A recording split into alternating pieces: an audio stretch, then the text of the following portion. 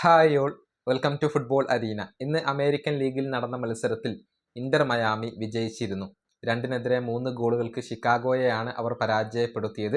Luis Suarez ഈ മത്സരത്തിൽ ഇരട്ട ഗോളുകൾ നേടിയിരുന്നു. ഇനി മെസ്സി എന്ന് ഇന്റർ മയാമിക്ക് വേണ്ടി കളിക്കും? അതാണ് ആരാധകർക്ക് അറിയേണ്ടത്. ഇതേക്കുറിച്ച് അവരുടെ പരിശീലകനായ ഗില്ലർമോ ഹോയോസിനോട് ചോദിച്ചിരുന്നു. ഒരു കൃത്യമായ തീയതി ഇപ്പോൾ പറയാനാവില്ല എന്നാണ് ഇപ്പോൾ ഇന്റർ മയാമിയുടെ പരിശീലകനായ ഹോയോസ് പറഞ്ഞിട്ടുള്ളത്. അവർക്ക് ആവശ്യമായ സമയം നമ്മൾ അനുവദിക്കേണ്ടതുണ്ട് എന്നുകൂടി അദ്ദേഹം വ്യക്തമാക്കിയിട്ടുണ്ട്. അദ്ദേഹത്തിൻ്റെ മറുപടി ഇങ്ങനെയാണ്: മെസ്സിയും ഡീപോളും എടുത്ത എഫേർട്ടിന് കയ്യും കണക്കുമില്ല. വേൾഡ് കപ്പിൽ വലിയ തോതിൽ എനർജി ചിലവഴിച്ചവരാണ് രണ്ടുപേരും. 3 മത്സരങ്ങൾ എക്സ്ട്രാ ടൈം അവർ കളിച്ചിട്ടുണ്ട്.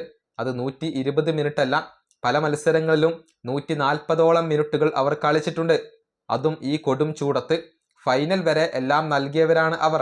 അതുകൊണ്ട് തന്നെ റിക്കവർ ആവാൻ വേണ്ടി നമ്മൾ അവർക്ക് കുറച്ച് സമയം നൽകേണ്ടതുണ്ട്. ഫുള്ളി റിക്കവർ ആയതിനു ശേഷം അവർ മടങ്ങിയെത്തും.